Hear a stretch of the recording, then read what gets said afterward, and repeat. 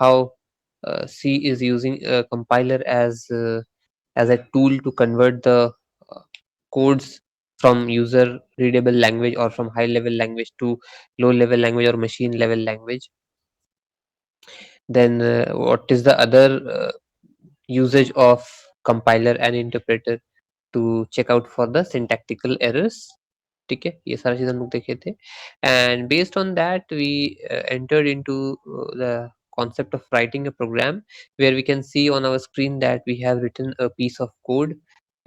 Once that code runs, it prints the output as hello world.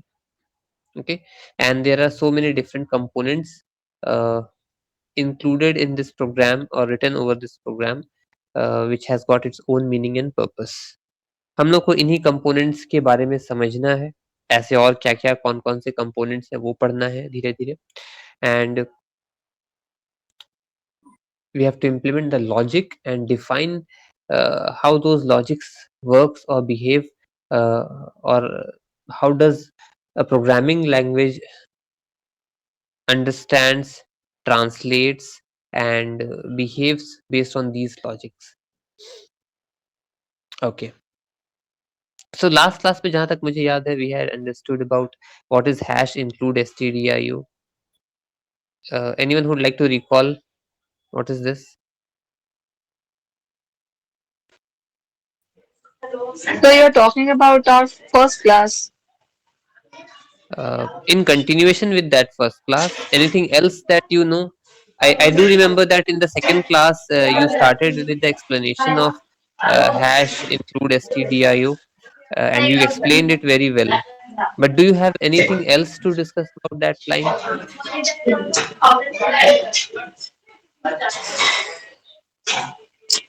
No, sir. No. Ravi, from your side? No, sir. No. So perhaps you all must also explore and do a bit of homework from your side also, ताकि ऐसा नहीं हो कि जितना यहाँ classroom में पढ़ाया जा रहा है उतना ही सफिशिएंट लगे।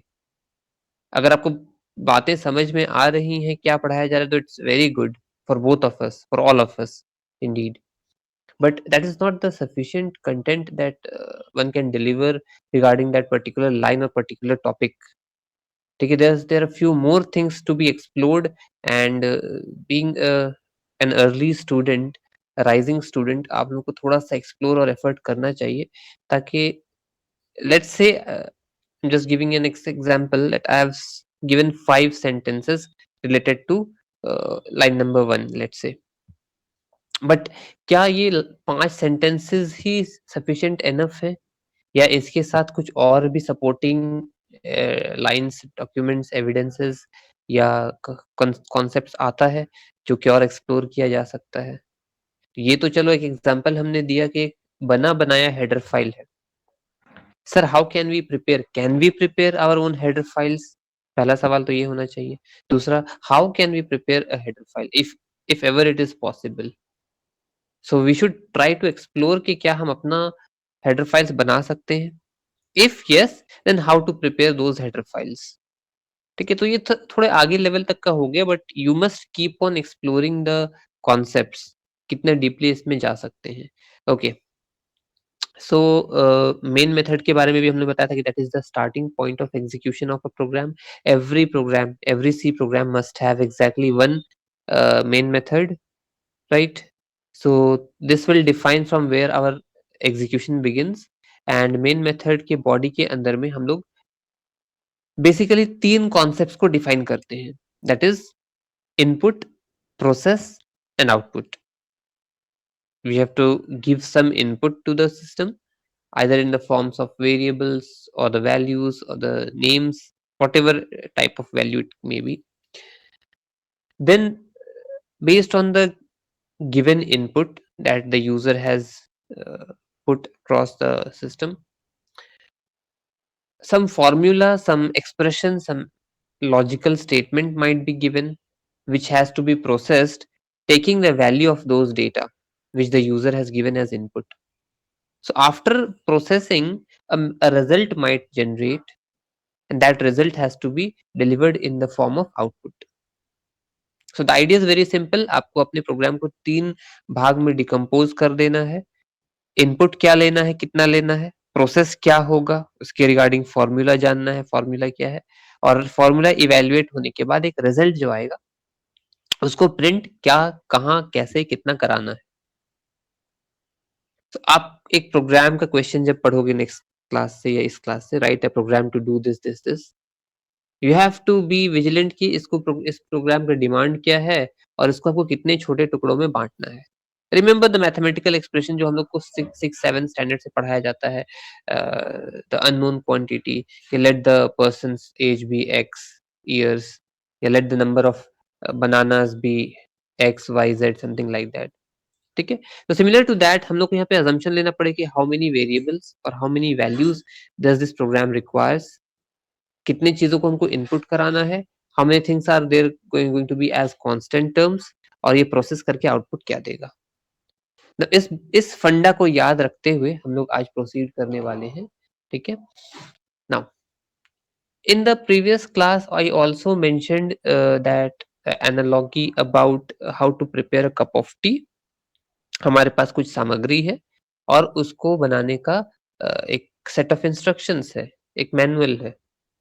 अगर दोनों चीजों को हम लोग प्रॉपर ढंग से, प्रॉपर तरीके से यूज करते हैं, सो गुड कॉम्बिनेशन और other proper combination of these two things gives us the best result. अगर इन दोनों में से कोई भी एक चीज ऊपर नीचे होता है, let's say you have the proper instructions but the total amount of values you are lacking, या the type of values you are lacking, then incorrect output might be generated.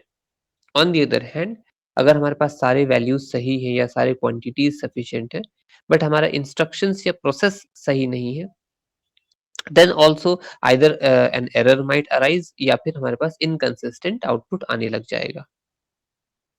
Okay, so both the things has to be in proper connection or combination.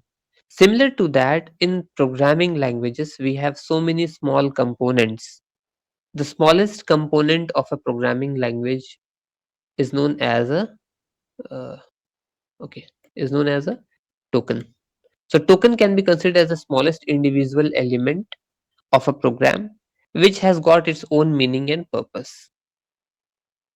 For example, if I'm writing here int x, y, z, ऐसा करके हमने कुछ variables declare कर दिया. So this line has got its own meaning and purpose. हम लोग latest stages में देखेंगे, अभी इतना रिवील नहीं करना है, धीरे धीरे वो खुलेगा.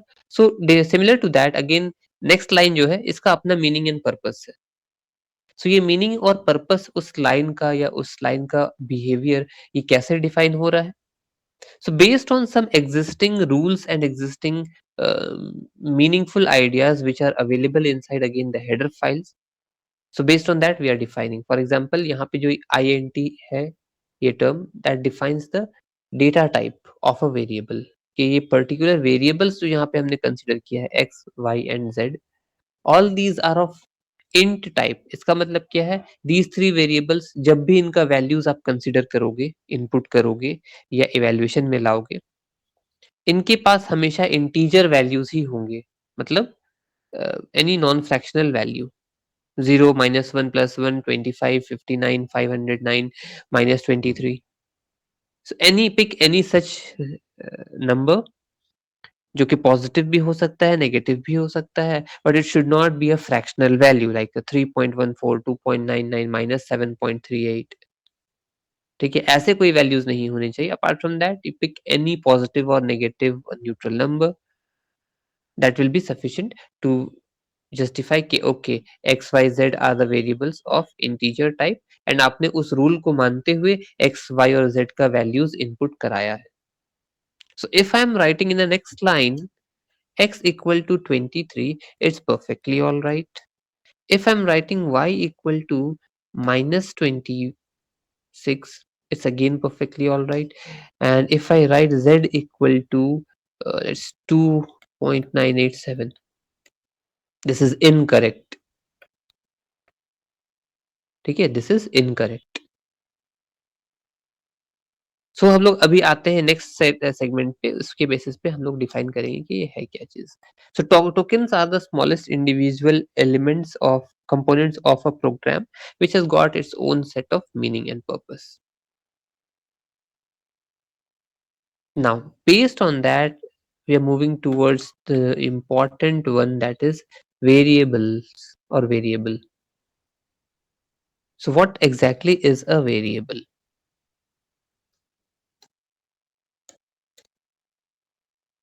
Anyone who would wish to define what exactly is a variable? हम लोग ये इस टर्म को मैथ्स में फिजिक्स में भी सुने हैं, यूज किए हैं, है ना, कि यूज अ वेरिएबल। जैसे अभी मैंने बोला कि let the number of bananas be X, let the age of a person be Y और Z, something like that. So what exactly is a variable जो सर आप लोग जानते हैं? अल्फाबेट्स को बोलते हैं ना, जो अल्फाबेट्स इन को हम लोग मैथ्स कैलकुलेशन में यूज करते हैं उसको वेरिएबल बोलते हैं। उनको वेरिएबल्स बोल। ओके, नाउ सो ऋषा, आपके आंसर को थोड़ा सा एक्सटेंड करते हैं। मैथ्स इज बेस्ड ऑन, या मैथ्स जब भी हम लोग टर्म यूज करते हैं हमारे माइंड में आता है we are dealing with numbers and some operations on those numbers like 2 plus 3, 5 minus 7, something like that. जब मैथ्स का मतलब या पर्पस ही है नंबर्स के साथ डील करना, so why are we using variables in a mathematical expression? ये question सबके लिए है, Ravi, Risha, both. Anyone would like to answer?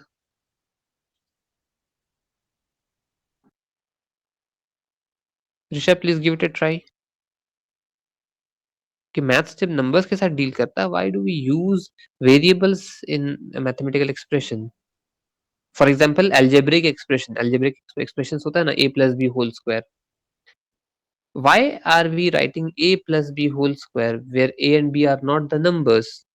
They are the alphabets or the letters or the variables in technical terms. Instead of that, can't we write 2 plus 3 whole square and use it as a formula?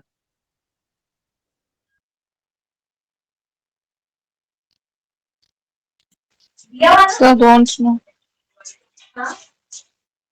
At least try करो, सोचो, थोड़ा सा imagine करो कि हम लोग x Y Z maths में क्यों यूज करते हैं, या फिजिक्स केमिस्ट्री में, केमिस्ट्री छोड़ देते हैं, मैथ्स और फिजिक्स में क्यों यूज करते हैं कैलकुलेशन के लिए, एक न्यूमेरिकल को सॉल्व करने के लिए, जबकि मैथ्स में हम लोग को नंबर्स के साथ डील करना चाहिए। Ravi, any idea from your side? Sir क्योंकि नंबर्स कांस्टेंट होते हैं, उनके वैल्यू चेंज नहीं होती, और वेरिएबल्स जिसके नंबर चेंज वैल्यूज चेंज हो सकते हैं। Very good, very good. That is the simplest answer that we could deal of, we could say of, and exactly जो expected था उसी चीज को रवि ने आंसर दिया. So very well done, Ravi. कि yes, numbers are constant values. If you see 23 is a constant value. So if I'm writing that instead of a plus b whole square, so if I'm writing a plus b का whole square, तो power में message दे रहे whole square. Okay. A plus b whole square, right? Instead of that, I'm stating that why can't we write 2 plus 3 का whole square, right? जैसा कि रवि ने कहा कि सर ये तो कांस्टेंट टर्म्स हो गए 2 एंड 3, इसका मतलब है कि हम जब भी एक अलजेब्रिक फॉर्मूला जो इस ऑर्डर में होना चाहिए था, हम जब भी उसको यूज करना चाहेंगे वो हमेशा यही कंसिस्टेंट वैल्यू ही लेके चलेगा, कांस्टेंट वैल्यू लेकर के चलेगा, तो हमको सेपरेट आंसर्स कभी नहीं मिल पाएगा। How can I replace 2 plus 3 with, let's say, 5 plus 5 or 5 plus 8? So numbers cannot be replaced with another number. That's why also to make an expression or a formula general, ठीक है, general का मतलब क्या है, यहाँ पे let's say हम लोग 3 लोग हैं, हम लोग को बोला गया कि एक algebraic expression को सॉल्व करके दिखाओ, use your own example. So हो सकता है instead of a plus b, I might have selected 2 plus 3 where the value of a is 2 and value of b is 3. Risha might have selected, let's say, 5 plus 2 whole square. Ravi might have selected, let's say, 1 plus 0 whole square. So इससे फायदा क्या पहुंच रहा है हम लोगों को कि फॉर्मूला हमारे पास एक कंसिस्टेंट है, उस फॉर्मूला पे every user is able to give or provide their own set of values, where the value of a, एक एग्जांपल में हम लोग सोच सकते हैं कि value of a and b as 2 and 3. On the other hand, the value of a and b can again be 5 and 1 or any other combination as per the question, as per the demand, as per the user's choice. ठीक है, so for that reason कि जहाँ पे unknown quantity है या एक generalization formula हमको दिखाना है which is not going to be a constant term, उस बेसिस पे हम लोग क्या करते हैं, instead of using directly numbers we use variables. ठीक है, एंड वेरिएबल के बारे में जैसे रवि ने भी एक बात बोला कि सर वेरिएबल्स सॉरी नंबर्स तो वहाँ पे कांस्टेंट हो जाता है, वेरिएबल जो है वो वैल्यू चेंज हो सकता है वेरिएबल का. So yes, exactly. Right now I have considered the value of variables a and b as 2 and 3. Some other person might select it as 10 and 20 or any other value. So yes, keeping the formula as same throughout the expression for or for all the users, we can have different values of the expression कि हर user के basis पे वो expression का result change हो सकता है. Okay, but ये जो डेफिनेशन हम लोगों ने भी डिस्कस किया वेरिएबल का, ये नॉन कंसिस्टेंट है या this is not correct in terms of describing a variable in a programming language. ये डेफिनेशन जो रवि आपने कहा वो मैथ्स के लिए या मैथ्स तक या न्यूमेरिकल एनालिसिस तक ठीक है, but when we are using the term variable in any programming language, so definition definitely changes as we move from mathematical expression to the programming languages. So आज सबसे पहले हम लोग define करेंगे variable क्या है. Okay, variable. So I'm writing it out.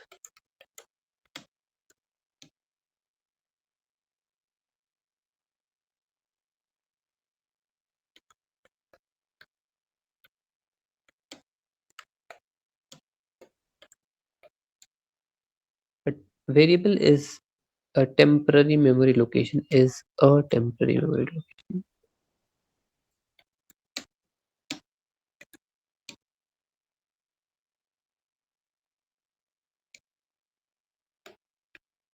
Store a value.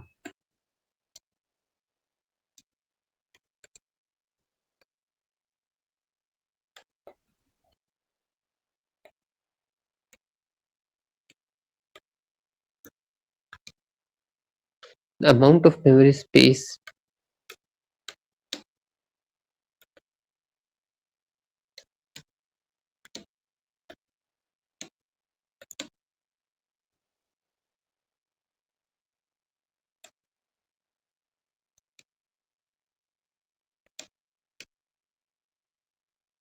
so the amount of memory space required to store the value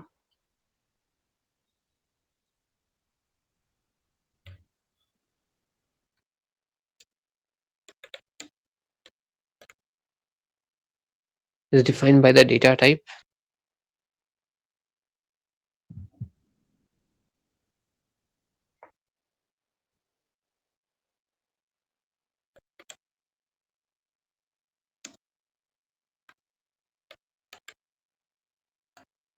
Okay, go through the definition for once. A variable is defined as a temporary memory location that is used to store a value. The amount of memory space required to store a value is defined by the data type of that variable. Okay, now so based on this definition हम लोग इसको explain करेंगे ये है क्या चीज.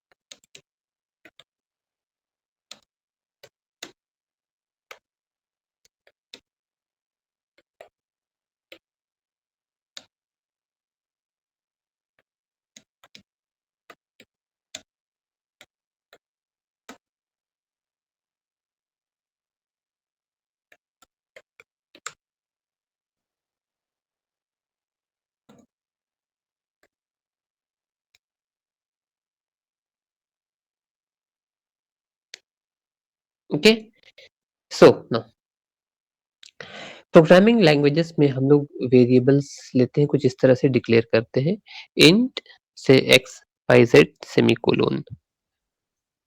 इसका मतलब क्या, here x is a variable of which is going to store a value of integer type। ठीक है, आइडिया बहुत सिंपल सा है। एवरी वेरिएबल, जितना भी वेरिएबल हम प्रोग्रामिंग लैंग्वेजेस में यूज करते हैं, and try to memorize this point, each and every variable that we use or we write in a programming language must be of a certain type। For example, here we have considered the variable x of int type। इससे पता क्या चल रहा है, x is capable of storing any numeric value which is of integer type only। Integer का example हम लोगों ने अभी डिस्कस किया, नीचे लिखा हुआ है x y are the perfect example of integers where z is not an or not the correct answer regarding a variable having in non integer value। Excuse me।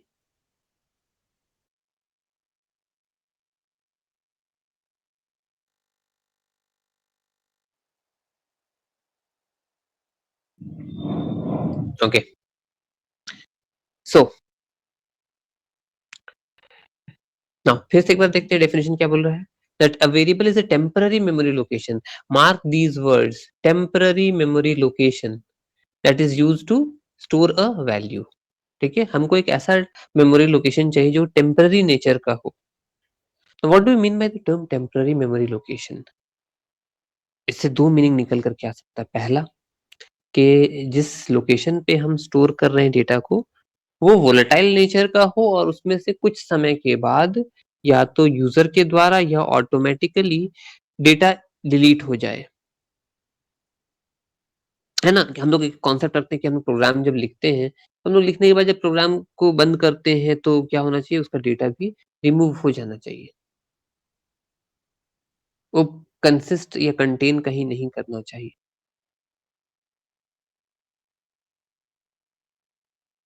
But दूसरा मीनिंग क्या निकल करके आता है कि variable is a temporary memory location, कि आप variable का वैल्यू जिस लोकेशन पे स्टोर कर रहे हो वो टेम्पररी नेचर का है। इसका मतलब है कि आज जो वैल्यू एक वेरिएबल का आपने किसी एक लोकेशन पे रखा होगा, दोबारा जब आप उस प्रोग्राम को रन करोगे तो उसका लोकेशन हो सकता है मोस्ट लाइकली चेंज हो जाए।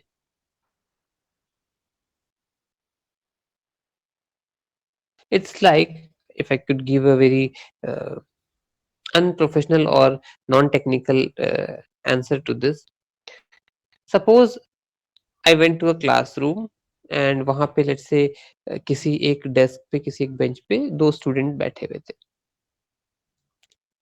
I completed the class, I went out of the class, then again after 15 minutes I come back and rejoin the class।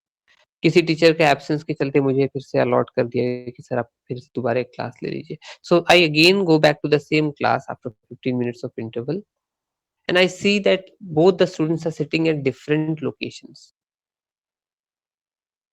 Is it और वाज इट मैंडेटरी कि फर्स्ट पीरियड में sir आपने जहां हमें देखा था जिस बेंच पे, हमें सेकेंड पीरियड में भी वहीं होना चाहिए था? So there is no such hard and fast rule. The flexibility was given, yeah, okay, you can pick this, you can pick that।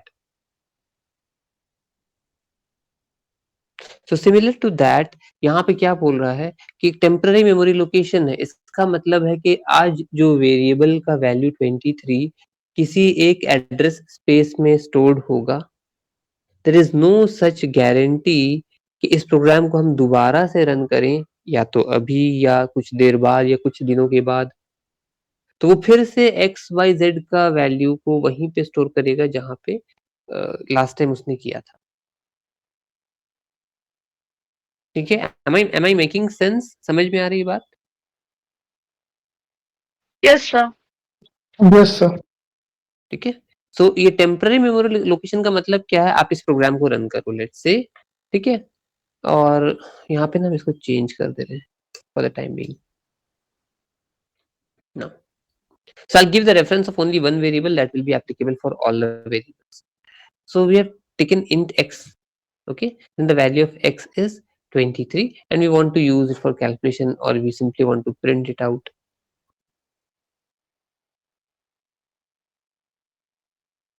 तो ऐसे सिनेरियो में क्या होगा, once I run this program, compiler reads this line first, है ना, main method के अंदर आया, सबसे पहला लाइन मेन मेथड में क्या लिखा हुआ है, variables have been declared int xyz। तो जैसे ही कंपाइलर इस लाइन को रीड करता है, वो क्या कोशिश करता है, वो ये चीज समझता है कि आने वाले कुछ लाइंस में यूजर इन वेरिएबल्स को वैल्यूज एलोकेट करेगा।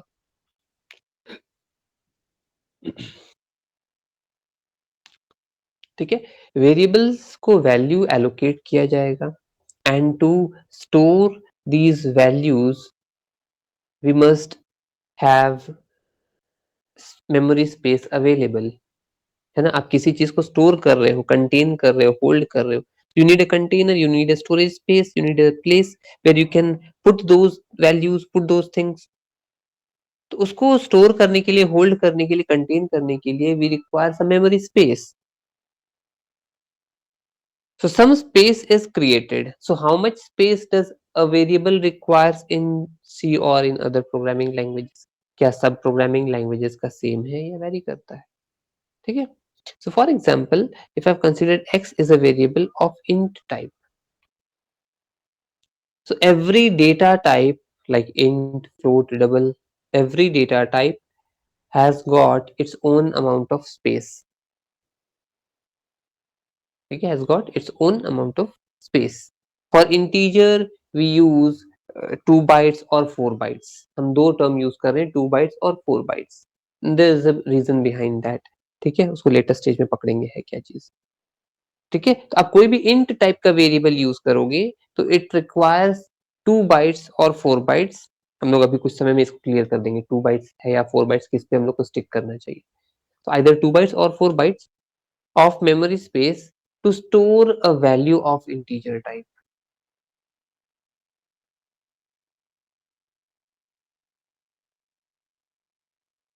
सो ये लाइन जो है, line number 18 int X semicolon या आगे एक्सटेंशन है, जैसे इसको रीड करता है वो क्या करता है, मेमोरी स्पेस क्रिएट कर देता है, खोजता है पूरे मेमोरी एरिया में कि उतना अमाउंट ऑफ स्पेस 2 बाइट्स या 4 bytes, let's consider 2 bytes for the time being. 2 bytes of memory space कहाँ पे। अब 2 बाइट्स हम आज फिर से रिवील नहीं करेंगे, हम लोग एक प्रीवियस क्लास में कंसीडर कर चुके हैं, वो 2 4 6 8 13 32 सॉरी 2 4 2 4 8 16 32 64 डबल अप करते हुए जा रहे थे। तो 2 बाइट्स हमारा कितना स्पेस होगा वो हम फिर से रीवैल्यूएट नहीं करेंगे। सो हर एक इंटीजर टाइप वेरिएबल के लिए 2 bytes of memory space allocate कर दिया जाता है, जहां पे भी अवेलेबल हो। कोई जरूरी नहीं, कोई गारंटी नहीं है कि 3 वेरिएबल एक ही लाइन में लिख दिए हैं तो ये तीनों के लिए मेमोरी भी एलोकेशन साइड बाय साइड होगा। There is no such hard and fast rule. Operating system को जहां पे अवेलेबल स्पेस दिखता है पहली बार, वहां पे वो बुक कर देता है। ठीक है, तो इसने स्पेस क्रिएट कर दिया। नेक्स्ट, स्पेस तो क्रिएट हो गया, अब नेक्स्ट बिग थिंग क्या है, नेक्स्ट लाइन में जब हम लोग आते हैं x इक्वल टू 23, यहाँ पे क्या हो गया, इट अंडरस्टूड दैट के x वेरिएबल या x नामक मेमोरी स्पेस को ये वैल्यू मिला है अपने अंदर स्टोर करने के लिए। So 23 has to be stored inside the variable x। Similar to that, minus 26 is a value that has to be stored inside variable y।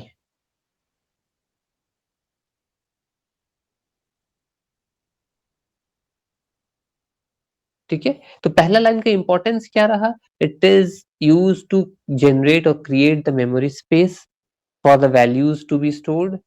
Next line हमारे पास क्या हो गए, ये वैल्यू रीड करके स्टोर करता है एम्प्टी मेमोरी स्पेस पे। Now comes the bigger picture. ठीक है, ये टेम्पररी मेमोरी लोकेशन क्या बोले थे उसको एक्सप्लेन करना चाह रहे हैं। The moment you run this code या आप इसको जब एग्जीक्यूट करते हो तो वहां पे क्या मिलेगा हम लोगों को कि x जिस लोकेशन पे स्टोर कर रहा है 23, कोई गारंटी नहीं है कि वो लोकेशन हमारा सेम रहे हर बार। आप उसी प्रोग्राम को 2 बार 4 बार n number of times execute करके देखो, वहां पे वो रिजल्ट तो सेम देगा जो वैल्यू हम लोगों ने 23 कंसिस्टेंट रखा है, बट उस वैल्यू को स्टोर करने का लोकेशन जो है वो हर बार हो सकता है चेंज हो जाए, मोस्ट लाइकली। ऐसा भी नहीं हम बोल रहे हैं कि हर बार चेंज होके ही रहेगा, मोस्ट लाइकली या यूजुअली द वैल्यूज और the memory space keeps on changing. इसका मतलब क्या है, लेट्स से एक अपार्टमेंट में बहुत सारे फ्लैट्स अवेलेबल हैं, हम एक वेरिएबल है, हमको वैल्यू एलोकेट करना है, so I store it in some apartment, then again कोई रीरन करता है, नया वैल्यू दे रहा है या पुराना वैल्यू ही परसिस्ट कर रहा है, उस पे भी हमारा या तो हो सकता है सेम लोकेशन पे हम स्टोर कर दें या रैंडमली किसी डिफरेंट लोकेशन में जहां पे हमको पहले उतना अमाउंट ऑफ स्पेस मिल जाता है हम उसको स्टोर कर देंगे। So the idea is to have that much amount of memory space available, and wherever the computer finds these that much amount of memory space available freely, वो वहां पे चीजों को allocate कर देता है, ये values को allocate कर देता है। So that's why we have mentioned the term as temporary memory location, because if you're running the program n number of times, there is a possibility that आप हर बार अपने variable के values को n different locations में पाओगे।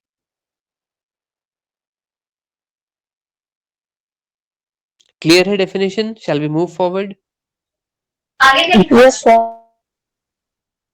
Okay. So again, one more thing is that the amount of memory space required to store a variable or a value of the variable is dependent upon the size of, or the data type rather, the data type of the variable. For example, यहाँ पे हमने use किया है int as the data type. So integer requires 2 bytes or 4 bytes of memory space in Java. Similar to that, we have so many different data types. Float is one such data type. So every data type in C or in any other programming language uh, requires some data type, okay, based on which variables values will be stored. Let's say I have considered x y z as the variable, but हमने mention करना भूल गया कि वो किस type का है, int है, float है, character है, string है, कोई other data type है। सर एक डाउट था। Yes. सर जैसे हमें एक्स में एक्स जो वेरिएबल है उसके अंदर हमने 23 नंबर लिखा है। जैसे वहाँ 23 का जगह अगर हमें किसी का नाम वगैरह लिखना है तो तब अगर भी हमें वहाँ किसी का नाम लिखना है या कोई अल्फाबेट यूज करना है इंस्टेड ऑफ नंबर्स, तो वहां पे डेटा टाइप चेंज हो जाएगा। कैरेक्टर्स या char data type will be used to store a combination or an individual alphabet or combination of alphabets। ठीक है, अभी हम लोग मोस्टली डील करने वाले हैं न्यूमेरिक डेटा टाइप के साथ Ravi, and once we get hold of के how these numeric data types work, हम लोग ग्रेजुअली मूव करेंगे towards the non numeric data type, that is char और string or boolean, those data types। Is it clear? Yes sir. Okay.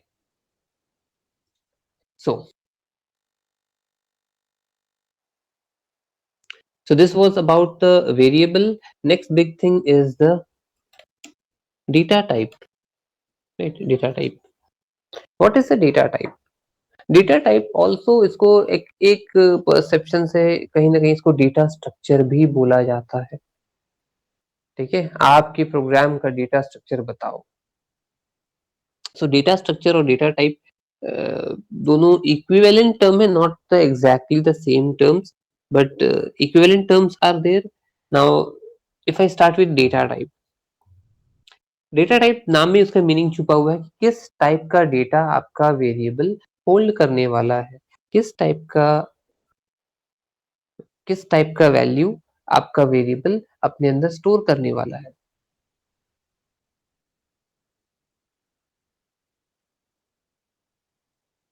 ठीक है, तो data किस type का रहेगा, उसको डिफाइन कौन कर रहा है, data type. So if I write int then a variable name, so definitely my variable is only capable of storing integer values. अब वो पॉजिटिव भी हो सकता है, नेगेटिव भी हो सकता है. वहीं पे हमारे पास कई सारे कैटेगरीज हैं. सो डेटा टाइप्स को हम लोग क्या करते हैं, बेसिकली दो पार्ट में डिवाइड करते हैं.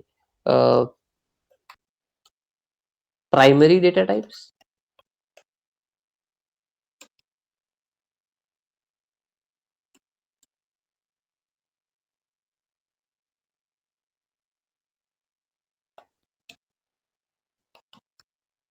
नॉन प्राइमरी या also known as secondary data type.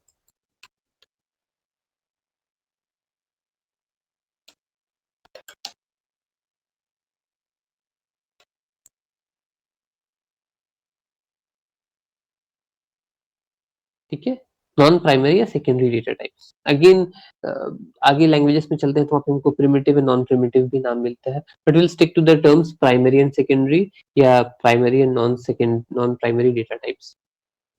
Again if you are talking about the primary data types उनको बोलते हैं जो कि पहले से फिक्स्ड है. सो there could be 6 to 8 data types which could be inside the primary data types. I'm not exactly mentioning because I need these things to be researched from you guys. आप इन सबको रिसर्च करो कि कितने data types exactly सी में होते हैं, is it relevant in today's era या फिर एनसीसी के रूल के हिसाब से इसमें से कुछ ऑब्सोलीट हो गए हैं, उनको भी हम लोगों को कंसिडर नहीं करना चाहिए. तो ये रिसर्च का काम आप लोगों का रहेगा. I am just throwing out random numbers right now. It could be 6, it could be 8, anything. You have to find it out how many data types are there. बस मीनिंग ये समझ लो प्राइमरी डेटा टाइप्स क्या है, वैसे data types जो कि पहले से लाइब्रेरी में अवेलेबल है. For example int, float, char, short, these kind of data types which are readily available and we have to simply call them or use them. Then they are not dependent on any other type. On the other hand, non-primary or secondary data type are those data types first which are reliant or dependent on primary data types. For example, array. Array is a perfect example of being a data type, but again it being dependent on another data type like int or float or something like that. So जैसे जैसे हम लोग आगे बढ़ेंगे non primary data types की तरफ भी inclination बढ़ेगा. Primarily we have to stick towards the usage and concepts related to primary data types. Primary data types के बारे में जब हम लोग बात कर रहे हैं, it can again be classified into two types, numeric and non-numeric. ठीक है, numeric and non-numeric. Numeric primary data types में हमारे पास again 4 कैटेगरी आ सकते हैं, byte, short, int and float. And again long int, all those things are also available, but I'm mentioning only few of them. Why I have mentioned only few of them? Because most commonly C में हम लोग इन्हीं basic fundamental data types के साथ operate करते हैं.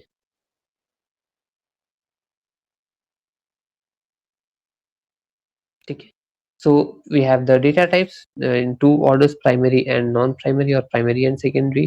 Primary data types can again be classified into two parts, that is numeric and non-numeric. And again on that we have numerics के अंदर हमारे पास 4 कैटेगरी है और नॉन न्यूमेरिक के आगे हमारे पास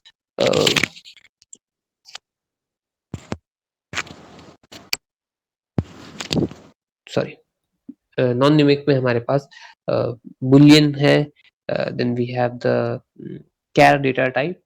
ठीक है, यहाँ पे हम लोग सिंगल अल्फाबेट्स को एज इनपुट कंसीडर कर सकते हैं. Right, so do we have any doubt till now? No sir. No, sir. Okay, so एक रूल सा समझ लो आप लोग कि हम लोग जब भी एक वेरिएबल यूज करेंगे, ठीक है ना, हम लोग जब भी एक वेरिएबल यूज करेंगे, it has to be of a particular data type. अब ये डिफाइन या डिसाइड कौन करे, कि मेरा जो वेरिएबल इस प्रोग्राम में यूज होने वाला वो इंटीजर टाइप है, कि फ्लोट टाइप है, या डबल टाइप है, या what ever type it may be.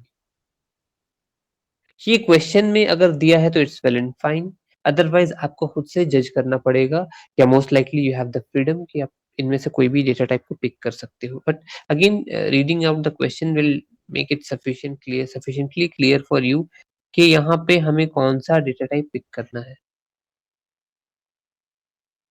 And trust me, it's not a very easy task कि हम लोग रैंडमली कुछ भी डेटा टाइप पिक कर लें। आपके डेटा टाइप थोड़ा सा भी गलत पिक करने से एक कॉम्पिटिटिव एग्जाम का रिजल्ट 19-20 पूरा चेंज किया जा सकता है। ओके, सो ये इतना सेंसिटिव एस्पेक्ट है, इसके बेसिस पे आपके एप्लीकेशन जो है वो इनकरेक्ट डेटा दे सकते हैं, इनकरेक्ट रिजल्ट मिल सकता है हम लोगों को। कोई बच्चा डिस्टिंक्शन पाते पाते फर्स्ट डिवीजन पे आ जाए, कोई बच्चा जस्ट पास होते होते वो फेल हो सकता है। तो इससे हमारा रिजल्ट या अ, हाँ, रिजल्ट ही बोला जाएगा, रिजल्ट किसी भी टाइप का जो हम लोग इवेल्युएट कर रहे हैं वो इम्पैक्ट करे, उसके चलते किसी का फ्यूचर या किसी का लाइफ अगर उस पे इम्पैक्ट करता हो, तो it's a very very very critical thing to decide upon, है ना। एक रियल वर्ल्ड एग्जांपल कंसीडर करते हैं। हम लोगों ने सुना है कि, जानते होंगे कि हार्ट में पेसमेकर लगा दिया जाता है इन केस अगर हार्ट में कुछ प्रॉब्लम आता है। Pacemaker is a very small tiny mechanical और इलेक्ट्रोमैकेनिकल डिवाइस, जिसमें कुछ सेंसर्स लगे हुए हैं, कुछ मैकेनिकल डिवाइसेस लगे हुए हैं, और उसमें एक बैटरी लगा हुआ है जो कि आपके हार्ट को कंटिन्यूअस ब्लड सर्कुलेट करने के लिए पंप करता रहता है। It's a very small device. Imagine करो कि ये 24/7/365 कंसिस्टेंट बेसिस पे आपका हार्ट का जो रेट है उसको मेंटेन करते रहना है उसको। एक तो इतना छोटा सा डिवाइस है, उसमें फिर बैटरी लगा हुआ है, तो इमेजिन कि वो बैटरी कितना कैपेबल है। अदरवाइज क्या इज इट पॉसिबल जैसे हमारे पास रिमोट हो गया या हमारे पास घड़ी हो गया, 2 महीने 3 महीने में 6 महीने में बैटरी डेड हो जाता है तो लोग बदल देते हैं। इज इट पॉसिबल कि आप अपने चेस्ट का सर्जरी करके हर बार बैटरी निकाल दो, ओपन हार्ट सर्जरी करके? It's impractical, isn't it? आप किसी के लाइफ के साथ खेल रहे हो, so it's very much impractical. So you have to be very consistent with those data कि आपका जो कैलकुलेशन निकल करके आ रहा है that has to be that much specific कि आपको किस पावर का उसमें सपोर्ट चाहिए है, या उसमें पंप अप कितने प्रेशर से, या क्या जो भी पैरामीटर्स होगा उसको मेंटेन करना है, ताकि ह्यूमन बॉडी का एक रिदम मेंटेन हो सके। So the idea is not only to prepare a device में क्या इलेक्ट्रोमैकेनिकल डिवाइस, बट रादर कि उसका मेंटेनेंस भी उतना फ्री होना चाहिए कि वो एक बार फिट कर दिया गया तो वो 3-4 साल तक एटलीस्ट वो बैटरी का रिप्लेसमेंट वाला इशू नहीं आए।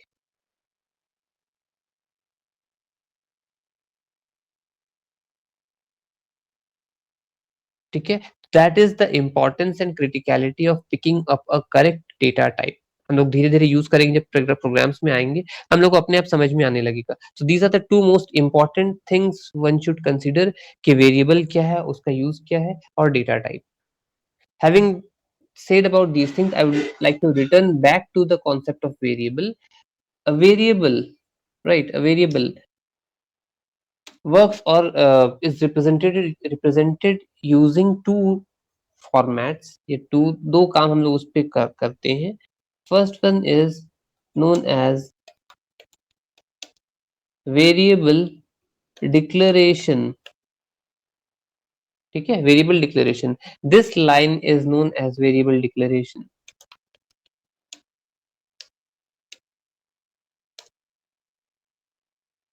उसके नाम में उसका मीनिंग छुपा हुआ है। We have to declare the name of the variable. So I have written XYZ, you might have written ABC, somebody else might have written JKL। ठीक है, तो नाम में कुछ मीनिंग नहीं छुपा हुआ है, आप नाम कुछ भी ले लो। हाँ, नाम ऐसा होना चाहिए जो कि उस वेरिएबल के नाम को लिखने का एक जो रूल है उसको जस्टिफाई कर रहा है। So there is some rule which defines how a variable should be named। अगर आप लोग एक बुक रेफर कर रहे हो, which I can refer it over here,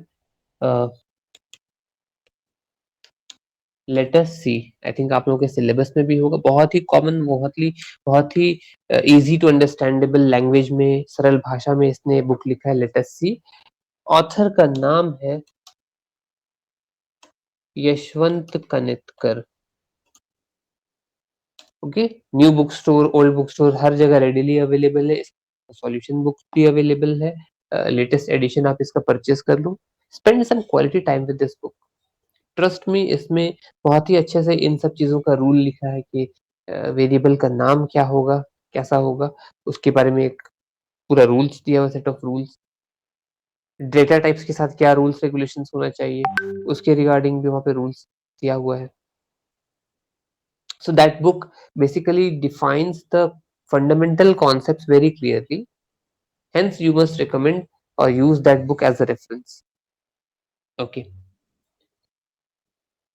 So variable declaration क्यों इंपॉर्टेंट है? ये बताता है कि आप वेरिएबल क्या क्या यूज कर रहे हो और कौन से टाइप का यूज कर रहे हो।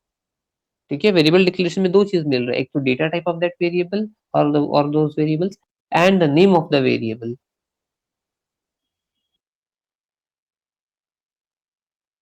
second thing is second thing is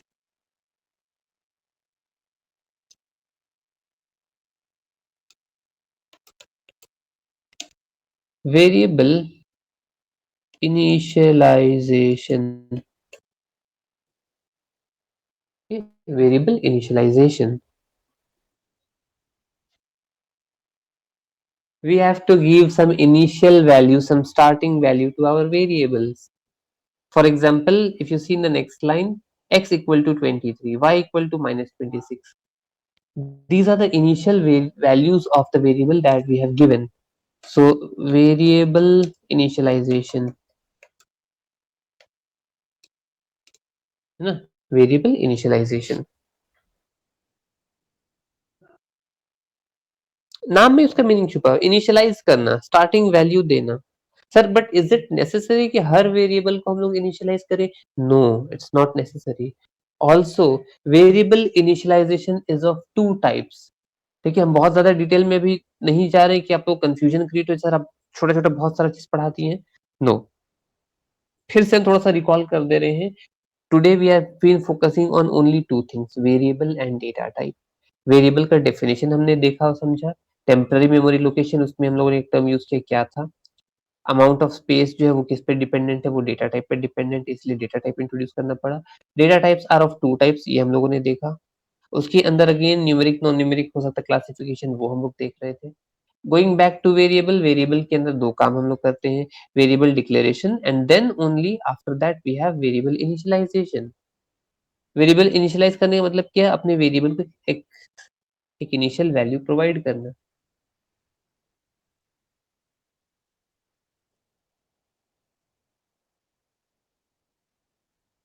ठीक है, यहां से आगे बढ़ते हैं, 2 मिनट्स मोर। वेरिएबल इनिशियलाइजेशन, क्या हर वेरिएबल को हमको इनिशियलाइज करना है? नहीं। तो पहले समझते हैं वेरिएबल इनिशियलाइजेशन किस तरह का होता है। There are two types of variable initialization, static initialization and dynamic initialization. ठीक है, स्टैटिक एंड डायनामिक। स्टैटिक का मतलब क्या हो गया? सी हियर, आप अपने प्रोग्राम में इंस्ट्रक्शंस के बीच में ही वेरिएबल्स का वैल्यू लिख दो। ठीक है ना, वेरिएबल की value x equal to 23। so for this example, for this program, I have made x equal to 23 as a constant. तो अब हम लोग जब भी इस प्रोग्राम को रन करेंगे, most likely this program is going to use x का value as 23. But what we wanted is that there has to be some mechanism through which each user can give their own value of x, y, and z, or any other such variable that we have.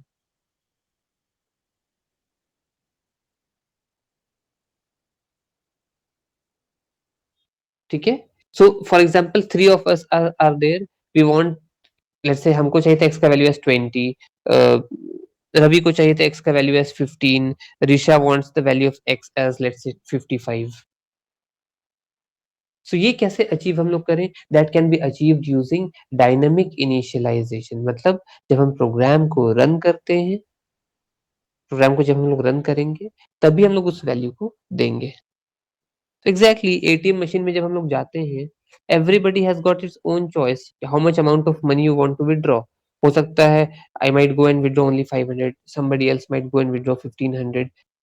सबका अपना अपना choice है। Imagine करो कि ये static initialisation होता कि आप तो कर नहीं सकते change, whatever you feed it will only generate 500 or whatever has the value been fixed. So we always try to take the value of variables as dynamic nature rather than taking them as static nature. So static declaration, sorry, static initialization and uh, dynamic initialization are there. Static initialization का मतलब होता है आप अपने programme में ही variable का value एक दे दो। तो ये कब कब पॉसिबल है? अगर क्वेश्चन में स्पेसिफाइड है कि वैल्यूज आपको यही कंसीडर करना है, so you better take it as static value. But usually most likely हम लोग जो जिस पे काम करते हैं वहाँ पे डायनेमिक इनिशियलाइजेशन करते हैं, मतलब जो प्रोग्राम रन करता है only then it ask enter your roll number, enter your name, like a real world application behaves. ठीक है ना? तो वहाँ पे हम जो वैल्यू देते हैं वो डायनेमिक मतलब रन टाइम पे होता है, और स्टैटिक इनिशियलाइजेशन क्या होता है, कंपाइल टाइम पे ही मेमोरी में वैल्यूज को फिक्स कर देता है। So you don't have too much opportunity while executing with static variables. तो स्टैटिक इनिशियलाइजेशन वाला लेकर के हम जब भी रन करेंगे इस प्रोग्राम को, हम एक बार रन करें, 1,00,000 बार रन करें या 10 बार रन करें, वो बार बार हमको कंसिस्टेंट एक जैसा रिजल्ट ही देगा। बट अगर वहां पे 3 डिफरेंट यूजर है या एक ही यूजर है वो वेरिड ऑफ आंसर्स रखना चाहता है, सो हर बार प्रोग्राम को रन करेगा और एक वैल्यू को चेंज कर देगा।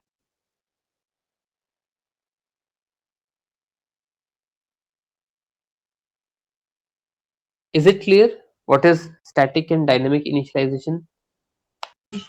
Yes, sir. Very good. ठीक है, हम लोग मोस्ट लाइकली नेक्स्ट क्लास से जो प्रोग्राम स्टार्ट करेंगे वहाँ पे लोग डायनेमिक इनिशियलाइजेशन के बारे में पढ़ेंगे, how to take values of variables at run time, उसके लिए कौन सा इंटरनल फंक्शन लगता है, और उसके थ्रू फिर हम लोग अब धीरे धीरे प्रोग्राम की तरफ स्विच करेंगे। तो आज हम लोगों ने दो कंपोनेंट्स, दो सामग्री के बारे में समझा, variable and data type. Go and do some research, what are the rules for declaring a variable, what are the rules for writing the name of a variable. Okay, it's not a very big deal, हम बहुत सारा task नहीं दे रहे हैं, but at least I have some expectation कि जितना हम लोग पढ़ रहे हैं यहाँ पे उसमें जो कंपोनेंट्स इंपॉर्टेंट है, रिलेवेंट है, वो हमारे पास हमेशा होना चाहिए। तो हमारे पास का मतलब है हम सबों के पास होना चाहिए। So I am doing my bit, you have to go and do your own task. तो उसके लिए आप लोगों को बस आज का टास्क इतना हम दे रहे हैं, go and read about variables and how to name the variables, what are the rules for naming the variable, and what are different data types available in C। जैसे मैंने डिफाइन किया ना उसे कैस primary and secondary, and again primary के अंदर numeric and non numeric, तो उसके अंदर और क्या क्या डेटा टाइप्स आते हैं न्यूमेरिक और नॉन न्यूमेरिक में, वो आपको एक नोट्स बना करके प्रिपेयर करना है। इतना हो पाएगा कल तक, परसों तक?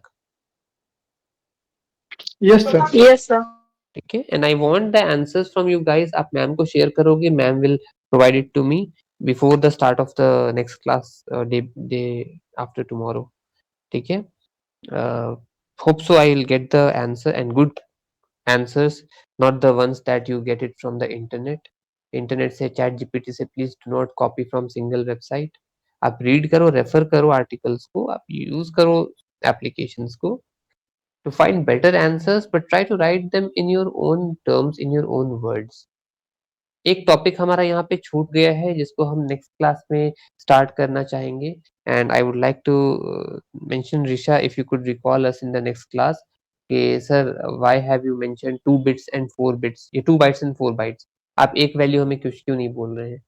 ठीक है ना, वो कंपाइलर के रिगार्डिंग कुछ बात है, उस पे हम लोग वापस से एक बार आकर के कंपाइलर पे ही 4-5 मिनट का डिस्कशन करके आगे मूव ऑन कर जाएंगे। Is it fine? Yes, yes sir. Okay. So any doubt till now? Please ask.